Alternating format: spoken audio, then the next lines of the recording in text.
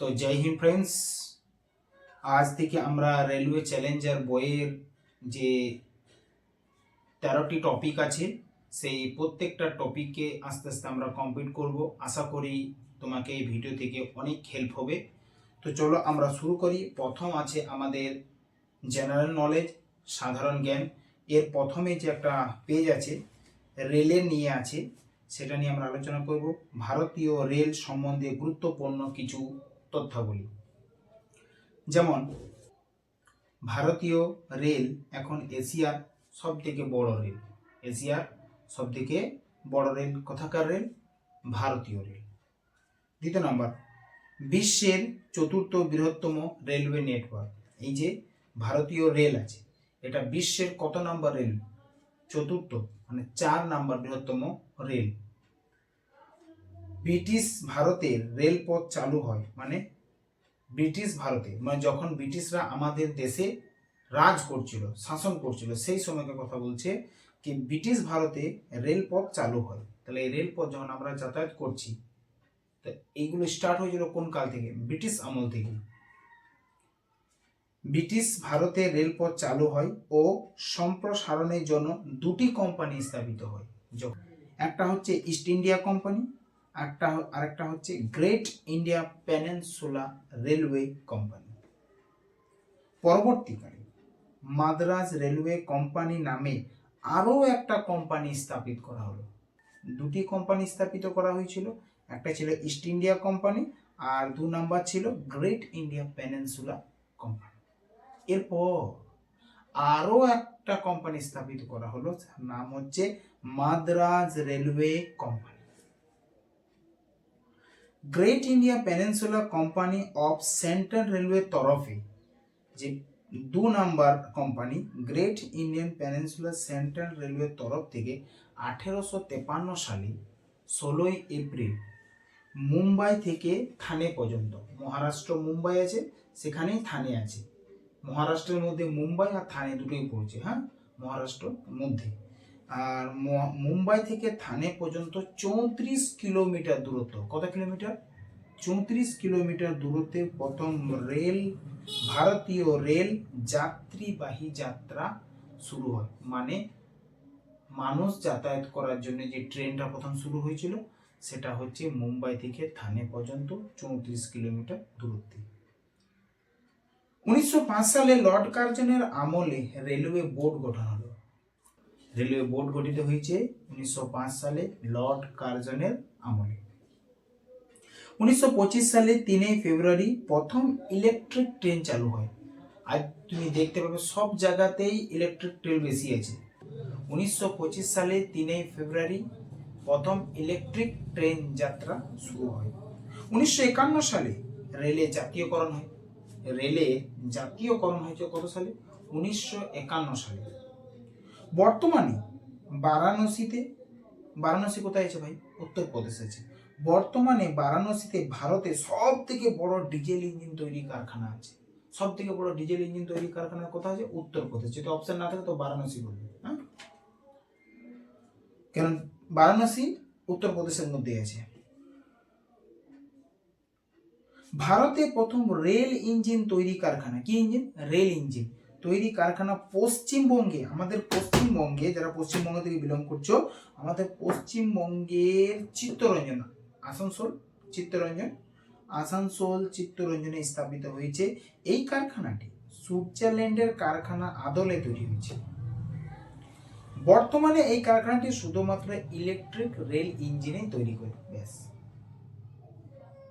Next, ভারতবর্ষে বিশ্বের একমাত্র দেশ যেখানে বিভিন্ন প্রস্থের রেল লাইন আছে। কি কি রেল লাইন?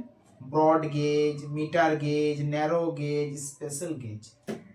এই দূরত্বগুলো এত ইম্পর্টেন্ট না, খালি মনে রাখবে metre gauge, broad gauge, metre gauge, narrow gauge and special gauge. ভারতবর্ষের বৃহত্তম রেলওয়ে ইয়ার্ডের নাম কি? মুঘলসরাই। কি নাম? মুঘলসরাই। বর্তমানে এই মুঘলসরাইয়ের নাম বদলে করা হয়েছে পণ্ডিত দীনদয়াল উপাধ্যায় জংশন। আমি একবার উত্তরপ্রদেশ গিয়েছিলাম, সেখানে এই নামটা মুঘলসরাই নামটা ছিল, যখন আমি গিয়েছিলাম তখনও কিন্তু মুঘলসরাই নাম ছিল, কিন্তু যখনই আমি তোমার ম্যাপে দেখছিলাম মুঘলসরাই নামটা কিন্তু আসছিল না, মুঘলসরাইয়ের জায়গায় পণ্ডিত দীনদয়াল উপাধ্যায় জংশন আসছিল। নামটা পরিবর্তন হয়ে গেছে, ম্যাপে পরিবর্তন হয়ে গেছে, কিন্তু মানুষের মাথা থেকে সেটা বেরোয়নি।